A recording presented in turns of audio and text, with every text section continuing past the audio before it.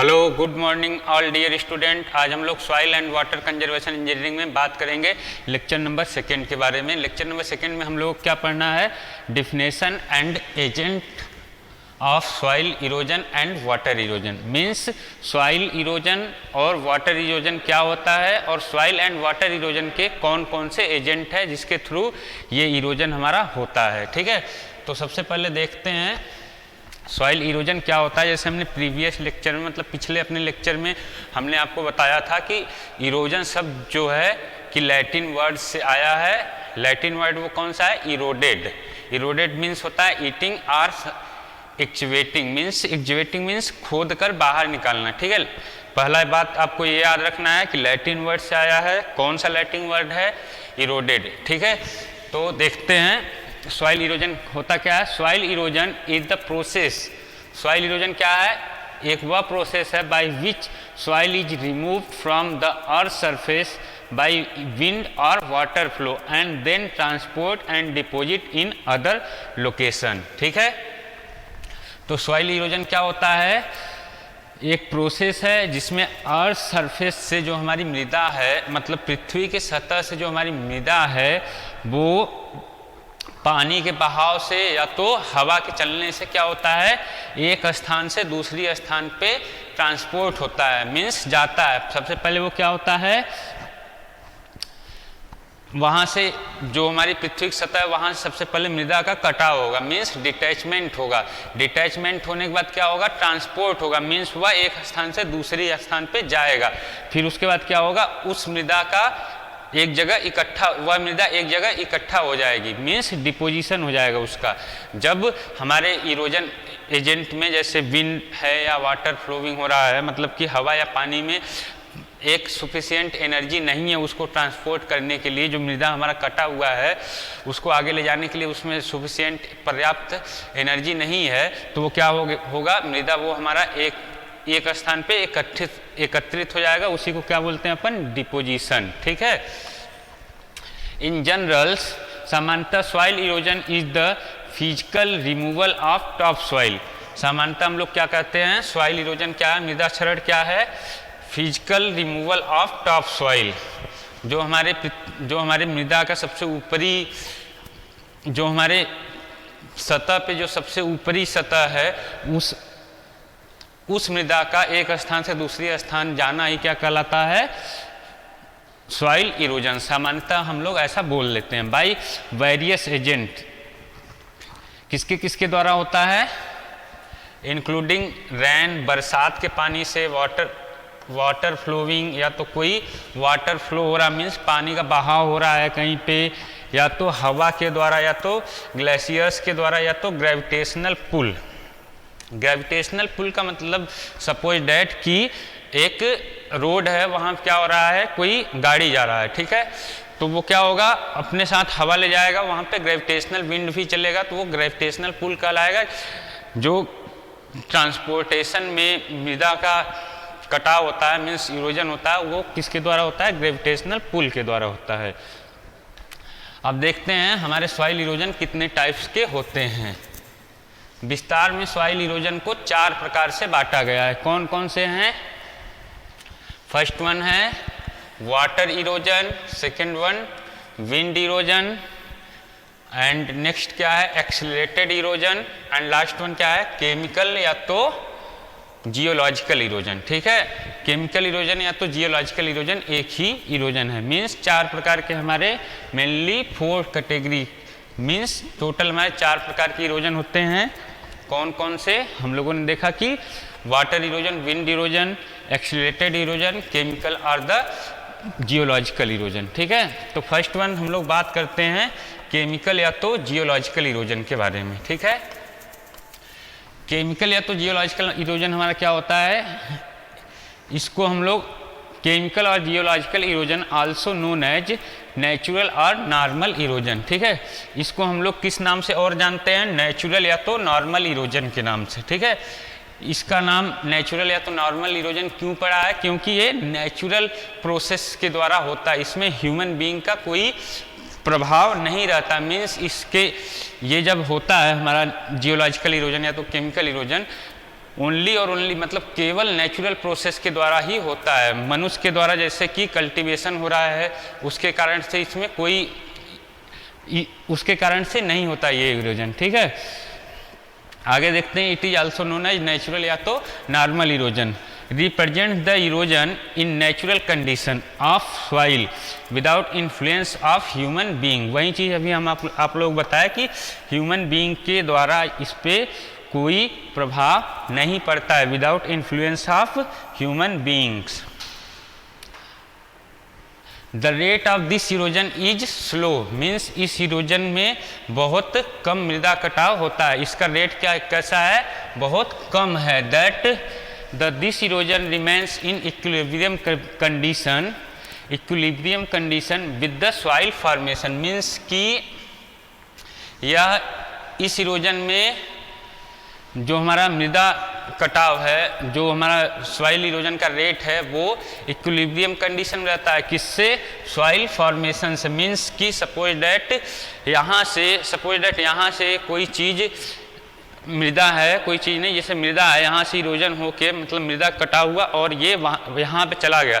ठीक है, फिर वापस यहाँ पे जो मृदा है वो दूसरी जगह से वापस आके यहाँ पे वो डिपॉजिट हो जाएगी। मीन्स कि जितना इरोजन होगा वो इक्विलिब्रियम कंडीशन में रहेगा। ठीक है, एक स्थान से अगर सपोज दैट 100 ग्राम मृदा जो है दूसरे स्थान पर जाता है तो उसी स्थान पर वापस दूसरी स्थान से 100 ग्राम मृदा जो है वो वापस आ जाएगी। तो वो क्या हो गया? इक्विलिब्रियम कंडीशन हो गया। आगे देखते हैं सेकेंड वन हमारा कौन सा इरोजन है? Accelerated erosion. ठीक है, accelerated erosion is in excess of geological erosion. क्या है? हमारा जो जियोलॉजिकल इरोजन है उससे ये हमारा एक्सीलरेटेड इरोजन बहुत अधिक मात्रा में होता है। It is activated by all those natural and man's activity. यह नेचुरल और मतलब यह प्राकृतिक जो हमारे क्या कहते हैं मृदा कटाव के सोर्स हैं उसके द्वारा और मनुष्य के द्वारा जो भी कार्य किया जाता है, जैसे एग्रीकल्चर प्रोसेस में बहुत सारे कार्य हो गए, कल्टीवेशन हो गया, मीन्स ऐसे कार्य किया जाता है, उन सबके द्वारा क्या होता है? ये हमारा एक्सीलरेटेड इरोजन होता है। ठीक है, which have brought into change of natural cover and soil condition. जो भी मनुष्य नेचुरल सॉइल मतलब कि जो हमारा प्राकृतिक सॉइल का कंडीशन है उसको चेंज करने में कार्य करता है, उसके द्वारा ही क्या होता है? ये हमारा एक्सीलरेटेड इरोजन होता है। सपोज दैट कि हमारी मृदा जो है बिल्कुल कम्पैक्ट फॉर्म में है, मतलब वह बिल्कुल कम्पैक्ट है, उसमें क्या करते हैं? प्लाउजिंग कर देते हैं। तो क्या होता है? उसका नेचुरल कंडीशन हमने चेंज कर दिया, तो उस केस में क्या होगा? इरोजन ज़्यादा होगा। ठीक है, आगे देखते हैं विंड इरोजन। ठीक है, विंड इरोजन क्या होता है? मतलब कि मृदा का कटाव जब हवा के द्वारा हो तो उसे अपन साधारणतः बोल लेते हैं कि यह विंड इरोजन है। मीन्स जैसे कि विंड इरोजन हमारा कहाँ ज़्यादा होता है? आप अपना स्टेट ले लीजिए, राजस्थान में कैसा है? एराइड या तो सेमी एराइड रीजन्स ज़्यादा हैं, जोन्स ज़्यादा हैं, तो यहाँ पे क्या होता है? विंड इरोजन ज़्यादा मात्रा में होती है। ठीक है, क्या होता है? Wind erosion is the detachment, transportation and deposition of the soil particle by the wind. Means ये जो तीनों हमारे प्रोसेस हैं इरोजन के, कौन कौन से? फर्स्ट वन पहले क्या होगा? डिटैचमेंट होगा, मतलब मृदा वहाँ से कटेगा। सेकेंड वन ट्रांसपोर्ट होगा, मतलब एक स्थान से दूसरे स्थान पे ले जाया जाएगा। लास्ट वन डिपोजिशन क्या होता है कि मृदा जो हमारा कट के ट्रांसपोर्ट हो रही है, मीन्स एक स्थान से दूसरे स्थान पे ले जाया जा रहा है, किसके द्वारा? विंड के द्वारा। फिर क्या है? उस हवा में उतनी शक्ति नहीं रहे कि उसे और आगे तक ले जा सके, तो वो क्या होगा? मृदा वहीं पे डिपोजिट हो जाएगी, उसी को अपन बोल लेते हैं डिपोजिशन। ठीक है, wind erosion occurs mostly in arid या तो semi arid Jones.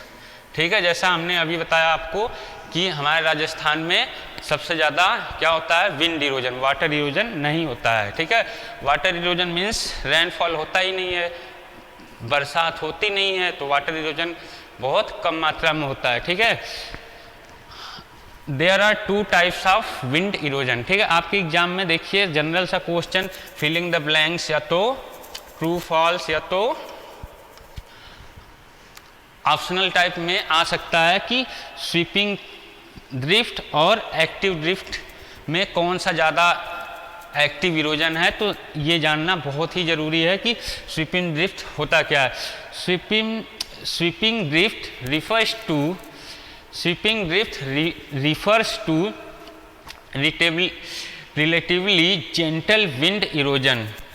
Sweeping drift कैसा है, रिलेटिवली जेंटल विंड इरोजन है। बट एक्टिव ड्रिफ्ट क्या है, refers to more vigorous wind erosion. ठीक है, तो आप लोगों के एग्जाम में ये कहाँ मिल सकता है, मोस्टली ऑप्शनल टाइप क्वेश्चन में मिल सकता है कि एक्टिव ड्रिफ्ट क्या है, मोर विगोरस विंड इरोजन है, नहीं रिलेटिवली जेंटल विंड इरोजन है, नहीं। तो जो ऑप्शन सही रहेगा आप यहाँ से लगा सकते हैं, मोर विगोरस विंड इरोजन। ठीक है, अब देखते हैं प्रोसेस ऑफ विंड इरोजन। ये डायग्राम आप लोग देख रहे हैं, ये इमेज आप लोग देख रहे हैं, आप लोगों को यहाँ से बहुत अच्छे समझ में आएगा कि विंड इरोजन का प्रोसेस क्या है। ठीक है, देखिए सबसे पहले क्या है हमारा यहाँ पे, विंड मतलब हवा आई। ठीक है, तो जो सबसे छोटे वाले कण यहाँ हम देख रहे हैं, छोटे छोटे कण हैं, ये सबसे ऊपर तक उड़ के गए। ठीक है, और काफ़ी यहाँ से उड़ के कहाँ गए, काफ़ी दूर तक गए। ठीक है, तो जो सबसे छोटे वाले कण हैं वो क्या है, वो क्या कहलाता है, सस्पेंशन। ठीक है, आप लोग यहाँ समझने की कोशिश करिए, जब हवा बही तो जो सबसे छोटे वाले कण ऊपर उड़ कर गए और दूर तक गए, उसे हम क्या बोलते हैं, सस्पेंशन। ठीक है, इसके बाद क्या है, साल्टेशन। ठीक है, जो उससे थोड़े से बड़े कण हैं। ठीक है, जो सबसे छोटे वाले से जो थोड़े से बड़े वाले कण हैं वो क्या कहलाते हैं, जो थोड़ा सा ऊपर उड़ कर जा रहे हैं और कहीं पे जाके डिपॉजिट हो जा रहे हैं, उसे अपन क्या कहते हैं, साल्टेशन। और ये देखिए जो सबसे बड़ा वाला मृदा का कण है वो क्या है, रोलिंग करते हुए मतलब रेंगते हुए इस पे जा रहा है, उसे क्या बोलते हैं अपन, क्रीप। यहाँ पे इसे क्या बोलते हैं, सरफेस क्रीप। ठीक है, सरफेस क्रीप बोलते हैं इसको। तो ये हमारे 3 प्रोसेस हो गए, साल्टेशन जिसमें बहुत छोटे वाले पार्टिकल्स होते हैं, सस्पेंशन जिसमें बहुत छोटे वाले कण होते हैं मृदा के, साल्टेशन ये इसमें मीडियम साइज के मृदा होते हैं, और ये सरफेस क्रीप जो है हमारा, इसमें सबसे हैवी वाले, जो सबसे भारी वाले, जो सबसे बड़े वाले मृदा कण है वो होते हैं। ये कैसे जाता है, उड़कर हवा में मिल जाता है और सस्पेंस हो जाता है उसी में। ठीक है, और साल्टेशन क्या है, जो थोड़ी दूर के लिए ऊपर उड़ता है और वापस डिपॉजिट हो जाता है। और सरफेस क्रीप रेंगते हुए मतलब कि रोलिंग करते हुए सरफेस पे ही एक स्थान से दूसरे स्थान पे जाता है। ठीक है, the process of wind erosion comprise of 3 basic stage, namely saltation, suspension and surface creep। The process of wind erosion, जो हमारा विंड इरोजन का प्रोसेस है वो मेनली 3 ग्रुप में, मुख्य रूप से 3 ग्रुप में बांटा गया है। First one saltation, suspension and last one surface creep. ठीक है, तो देखते हैं सबसे पहले सस्पेंशन होता क्या है। ठीक है, अभी हमने आपको बताया कि सस्पेंशन जो मृदा के सबसे छोटे वाले कण होते हैं वो हवा में उड़ जाते हैं और उसमें काफ़ी देर तक मिले रहते हैं हवा में, और वो काफ़ी दूर तक जाके डिपॉजिट होते हैं। ठीक है, it is the movement of very fine particles. क्या है, इसमें क्या होते हैं, बहुत वेरी फाइन पार्टिकल्स, बहुत छोटे मृदा के कण, जनरली लेस देन 0.1 mm। कितना कम, 0.1 mm से कम इन डायामीटर। ठीक है, डायामीटर में 0.1 mm से भी कम जो मृदा के कण रहते हैं, वेरी फाइन। आपको ये बात याद रखनी है, मोस्टली ये आपके एग्जाम में ऑप्शनल टाइप क्वेश्चन में आ सकता है या तो filling the blank type question में आ सकता है। सस्पेंशन में कौन से कण, बहुत छोटे कण, वेरी फाइन सॉइल पार्टिकल्स। ठीक है, कितना फाइन, लेस देन 0.1 mm। ठीक है, डाया। जो 0.1 mm से कम डायमीटर के सॉइल पार्टिकल्स है, मीन्स वेरी फाइन पार्टिकल्स है, वो सस्पेंशन में आते हैं। If very fine particles once lifted up, यदि जो बहुत छोटे मृदा के कण है यदि एक बार हवा में ऊपर उठ गए, इनटू द एयर, हवा में मिल गए और ऊपर उठ गए, तो क्या होगा, remaining suspended in the air for long distance and time. क्या होगा, रिमेनिंग सस्पेंस, वह बहुत देर तक ही हवा में रहेंगे, और क्या होगा, for long distance and time, और वो सस्पेंस होके बहुत दूर और बहुत ज़्यादा समय के बाद नीचे आएंगे। ठीक है, बहुत दूर और बहुत ज़्यादा समय तक ही उसी में रहेंगे, उसके बाद क्या होगा, तब वो डिपॉजिट होंगे। ठीक है, in suspension mechanism 3 to 38% soil are transported. ठीक है, डिपोजिशन में क्या, सॉरी सस्पेंशन में क्या होता है, 3 to 38 मतलब 3 से 38% मृदा जो है ट्रांसपोर्ट होती है one place to another place. ठीक है, मतलब एक स्थान से दूसरे स्थान पे सस्पेंशन में क्या होता है, 3 से 38% तक मृदा स्थानांतरित होती है एक स्थान से दूसरे स्थान तक। ठीक है, अब सेकेंड वन हमारा जो प्रोसेस है विंड इरोजन का, वो क्या है, साल्टेशन। साल्टेशन को हमने पहले बात किया था डायग्राम में, तो उसमें हमने आपको बताया था कि इसमें मीडियम साइज के पार्टिकल्स जो है कि थोड़े ऊपर तक लिफ्ट होते हैं, वापस से बाद में क्या होता है, सरफेस पे आके डिपॉजिट हो जाते हैं। तो देखते हैं क्या है, saltations occur when the wind lift larger particles of the ground for short distance. Saltation कब घटित होता है, कब होता है, जब विंड जो है हमारा थोड़े से बड़े पार्टिकल्स को हवा में उठा लेता है और बहुत ही कम दूर पे ले जाके वापस उसे डिपॉजिट कर देता है। ठीक है, the size range of particles, the soil range of the particle, कितने साइज का जो पार्टिकल्स होता है वो 0.05 mm से 0.5 mm तक के पार्टिकल्स को इसमें रखा गया है। ठीक है, यहाँ देखिए 0.05 से लेके 0.5 mm तक के डायामीटर्स साल्टेशन के अंतर्गत आते हैं। ठीक है, इन साल्टेशन मैकेनिज्म 55 से लेके, साल्टेशन मैकेनिज्म में कितना परसेंट मृदा जो है कि एक स्थान से दूसरे स्थान पे ट्रांसपोर्ट होती है, 55 से लेके 72% तक। ठीक है, जो ये हमने पॉइंट बताया कि 0.5 से लेके 0.5 mm तक के पार्टिकल्स जो हैं वो इसमें आते हैं, किसमें, हमारा जो साल्टेशन है, और 55 से लेके 72% तक मृदा जो है एक स्थान से दूसरे स्थान तक इस प्रोसेस में ट्रांसपोर्ट होते हैं। तो ये आपको पॉइंट मेन रूप से याद रखने हैं एग्जाम के पॉइंट ऑफ व्यू के, mostly filling the blanks and optional type question में ये आ सकता है। ठीक है, आगे देखते हैं क्या है, सरफेस क्रीप।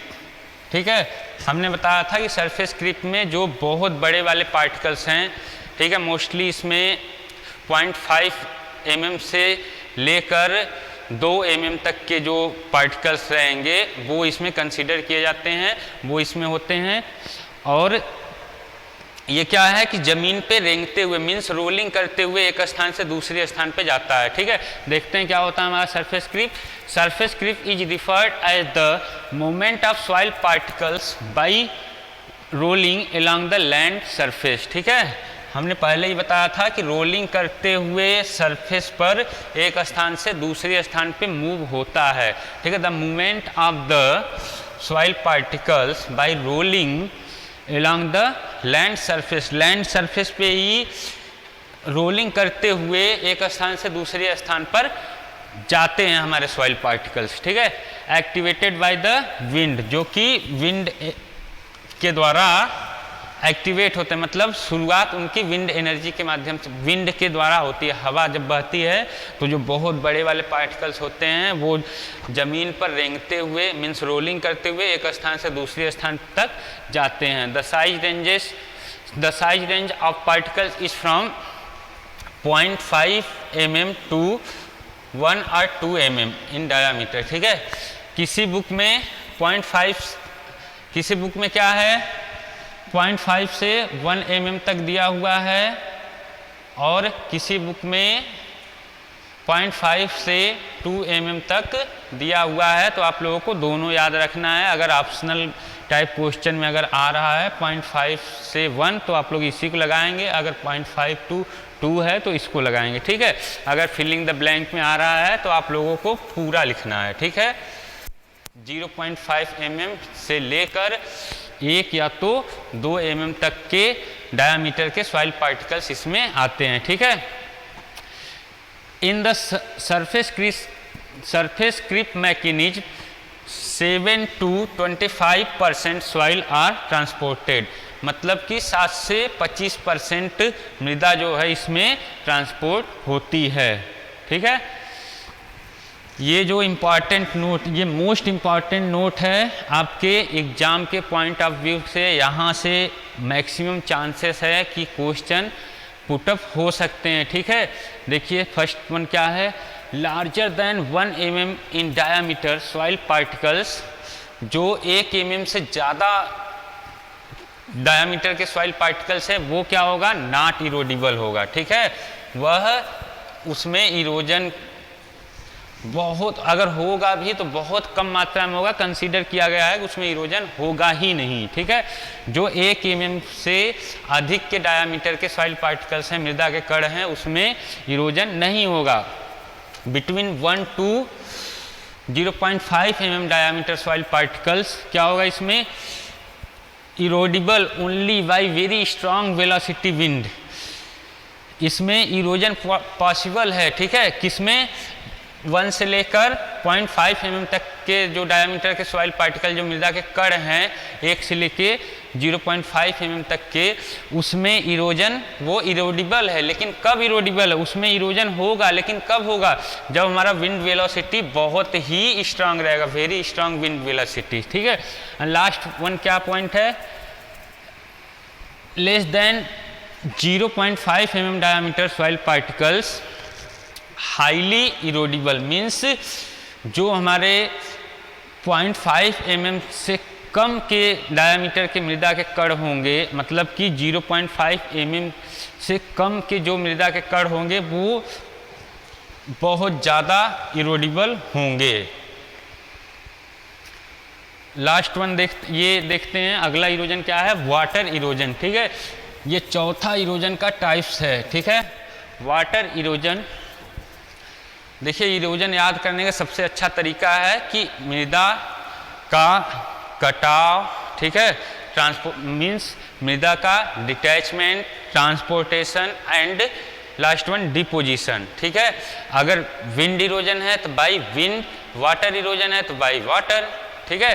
तो ये तीनों क्रिया जब पानी के माध्यम से होती है, ठीक है, एज एजेंट, जब वाटर हमारा वर्क करता है इरोजन के, तो उसे अपन क्या बोल लेते हैं, वाटर इरोजन। मीन्स क्या हो जाएगा कि the soil erosion caused by water as agent is called water erosion. Means जो हमारा detachment, transportation and deposition of soil from one place to another place by the water is called water erosion. Means कि ये तीनों कार्य हमारे water के माध्यम से हो रहे हैं, पानी के माध्यम से हो रहा है, तो वो वाटर इरोजन हो जाएगा। In water erosion the water act as an agent to dislodge and transport the eroded soil particle from one place to another place, ठीक है। वाटर इरोजन में क्या है कि वाटर ही इरोजन के एजेंट के रूप में काम करता है, और इसको क्या करता है, सॉइल पार्टिकल का डिटैचमेंट करता है, ट्रांसपोर्ट करता है और डिपोजिशन करता है, ठीक है। डायग्राम के माध्यम से समझिए। तो सबसे पहले हमारा रेनफॉल हुआ, बारिश हुई, तो क्या हुआ, कुछ पानी तो क्या है जो मृदा के अंदर सीधे, ठीक है, यहाँ देखिए वर्टिकल फॉर्म में, ठीक है, वर्टिकल फॉर्म में जब डाउनवर्ड मूवमेंट हो रहा है तो वो क्या कहलाता है, इनफिल्ट्रेशन। इनफिल्ट्रेशन क्या होता है, vertical movement of water into the soil, means कि मृदा में वर्टिकल मूवमेंट हो, ठीक है, लेटरल नहीं, लेटरल ये तो हमारा हो गया वर्टिकल। लेटरल मीन्स ये पानी अगर इधर जा रहा है तो ये लेटरल मूवमेंट हो गया, तो ये परकुलेशन के फॉर्म में आ जाता है।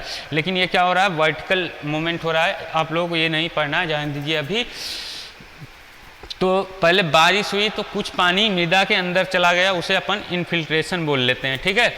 फिर वो पानी क्या करेगा, मृदा में जब इंटर हो जाएगा, मतलब कि जब सॉइल के अंदर वो प्रवेश कर जाएगा, जब मृदा में प्रवेश करेगा तो मृदा का क्या होगा, सबसे पहले डिटैचमेंट होगा। फिर डिटैचमेंट होने के बाद वो मृदा पानी के सहायता से जब वाटर फ्लो हो रहा है तो वो आगे क्या होगा, ट्रांसपोर्ट होगा, ठीक है। फिर ट्रांसपोर्ट होते होते जब हमारे पास वाटर फ्लोविंग में इतनी सफिशिएंट एनर्जी नहीं है, पर्याप्त मात्रा में एनर्जी नहीं है, तो वो क्या हो जाएगा, मृदा यहाँ पे लास्ट वन में डिपॉजिट हो जाएगा, ठीक है। तो ये था हमारा वाटर इरोजन। तो आज के लिए इतना ही। उम्मीद करते हैं कि आप लोगों को अच्छे समझ में आया होगा। ये जो हमारा टाइप्स ऑफ इरोजन है ये बहुत ही इंपॉर्टेंट है, आप लोग अच्छे से इसकी तैयारी करिएगा। आज के लिए इतना ही, थैंक यू।